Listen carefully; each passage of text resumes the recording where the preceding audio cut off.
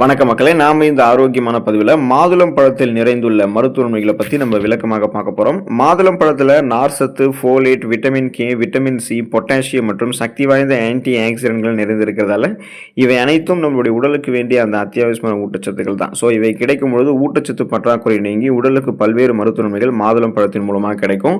இதுக்கு நம்ம கூடுமான வரைக்கும் மாதுளம் பழத்தை அந்த விதைகளோட அப்படியே சாப்பிடுவது தான் நல்லது. கூடுமான வரைக்கும் மாதுளம் பழத்தை நம்ம ஜூஸாக எடுத்துக்கொள்ளாமல் இருக்கிறதா நல்லது. ஒருவேளை நீங்கள் ஜூஸாக எடுத்துக்கொள்ளக்கூடிய நிலை ஏற்பட்டுச்சு அப்படின்னா அதில் கூட நீங்கள் சர்க்கரை சேர்க்காம அந்த இயற்கையான சுவையை உணருங்க. அப்போ தான் அது உங்களுக்கு மருத்துவமைகளை கொடுக்கும். ஸோ மாதுளம் பழத்தினுடைய விதைகளை அப்படியே சாப்பிடும் போதோ அல்லது மாதுளம் பழத்தை ஜூஸாக எடுத்துக்கொள்ளும் போதோ கிடைக்கக்கூடிய நன்மைகளை விளக்கமாக பார்ப்போம். அதை பற்றி பார்க்கறதுக்கு முன்னாடி இந்த வீடியோவுக்கு மட்டும் ஒரு லைக் கொடுத்துட்டு இந்த தகவலை உங்களுக்கு தெரிஞ்சவங்களுக்கும் ஷேர் பண்ணிடுங்க. ஏன்னா இது அவங்களுக்கும் பயனுள்ளதாக இருக்கக்கூடிய ஒரு ஆரோக்கியமான பதிவு தான். இது போன்ற அப்டேட்ஸ்கள் நீங்கள் தொடர்ந்து பார்க்கறதுக்கு நம்மளுடைய ஹெல்த் நியூஸ் தமிழ் சேனலை மறக்காம சப்ஸ்கிரைப் பண்ணி வச்சுக்கோங்க. பக்கத்தில் இருக்கக்கூடிய பெல் பட்டனையும் கிளிக் பண்ணி ஆல் அப்படின்ற ஆப்ஷனையும் செட் பண்ணி வச்சுக்கிட்டீங்க அப்படின்னா நாங்கள் போடக்கூடிய எல்லா அப்டேட்ஸும் உங்களுக்கு நோட்டிஃபிகேஷன் அடிக்கடி வந்து சேரும். சரி வாங்க மக்களே, இப்போ வீடியோக்குள்ளே போயிடலாம். இதயம் ஆரோக்கியமாக இருக்கிறதுக்கு மாதுளம் பழத்தை எடுத்துக்கொள்வது நல்லது. இப்போ மாதுளம் பழம் இதய நோய் அபாயத்தை குறைக்கிறதுக்கு உதவிகரமாக இருக்கும். இதுக்கு காரணம் மாதுளம் பழத்தில் இருக்கக்கூடிய ஆக்சிஜனேற்றங்கள் கொழுப்பினுடைய அளவை பார்த்தீங்கன்னா உங்களுக்கு மேம்படுத்துவதன் மூலமாக, ரத்த அழுத்தத்தை குறைப்பதன் மூலமாக ஒட்டுமொத்த இதய ஆரோக்கியத்தை உங்களுக்கு மேம்படுத்துது. அதாவது கொழுப்பினுடைய அளவை மேம்படுத்துறது அப்படின்னா என்ன அர்த்தம்னா, இதயம் ஆரோக்கியமாக இருக்கிறதுக்கு வேண்டிய நல்ல கொழுப்புகளை மட்டுமே உங்களுக்கு வைத்துக்கொண்டு இதயத்துக்கு தீங்கு விளைவிக்கக்கூடிய ரத்த நாளங்கள்ல ரத்த ஓட்டத்தை தடை செய்யக்கூடிய அந்த கெட்ட கொழுப்புகளை மாதுளம் பழம் குறைய வச்சிரும். அதனால பார்த்தீங்கன்னா இதயத்திற்கு செல்ல வேண்டிய ரத்த நாளங்களில் ரத்த ஓட்டம் உங்களுக்கு சீரான அளவில் செல்ல ஆரம்பிக்கும். கொழுப்பு படிவுகள் ஏன்னா அது நீக்கிடும். அப்போ பார்த்தீங்கன்னா ரத்த ஓட்டம் இதயத்துக்கு சீரான அளவில் கிடைக்க செய்யறதுக்கு உங்களுக்கு நீங்கள் மாதுளம் பழத்தை எடுத்துக்கிட்டீங்கன்னா நரம்புகள் இருக்கக்கூடிய இறுக்கங்களும் தளர்த்தப்பட்டு பிபி ப்ராப்ளமும் உங்களுக்கு இருக்காது. நரம்புகள் வழியாக ரத்த நாளங்கள் வழியாக ரத்த ஓட்டம் இதயத்துக்கு செல்லும் போது சீரான ரத்த ஓட்டம் இதயம் பெறும்போது மாரடைப்பு, பக்கவாதம், இதய தமனிகளில் வீக்கம் ஏற்படுவது, இதய தசைகள் வலுவிழந்து போவது போன்ற எந்த பக்க விளைவுகளும் இல்லாமல் இதயம் பன்மடங்கு பலம் பெறும். ஸோ அதுக்காக தான் நம்ம என்ன பண்ணோம் அப்படின்னா மாதுளம் பழத்தை எடுத்துக்கொள்ள வேண்டியது அவசியம். அலர்ச்சி எதிர்ப்பு பண்புகள் கொண்டது மாதுளம் பழம். அதாவது ஆன்டி இன்ஃப்ளமேட்டரிக் ப்ராப்பர்ட்டிஸ் கொண்டிருக்கிறதால தீர்க்க முடியாத வியாதிகள், நாள்பட்ட வியாதிகளை எதிர்த்து போராடி அந்த பிரச்சனைகளிலிருந்து விடுபட வைக்கிறதுக்கு மாதுளம் பழம் ஹெல்ப் பண்ணும்.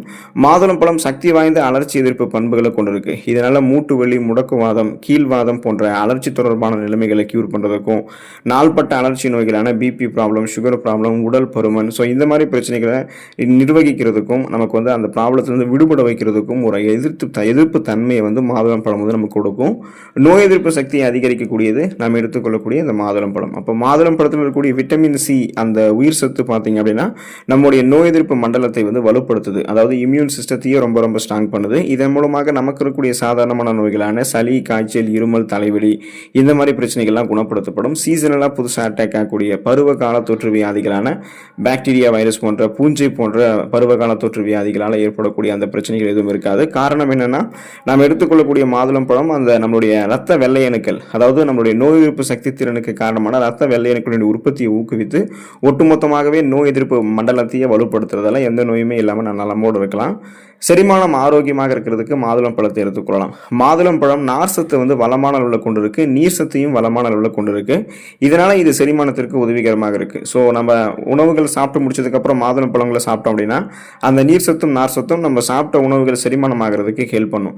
உணவுகள் செரிமானமானதுக்கு அப்புறம் ஊட்டச்சத்துக்களை உறிஞ்சி மீதம் இருக்கக்கூடிய கழிவுகளை குடல்கள்லேயே சேர்க்காம வெளியேற்றிடும்.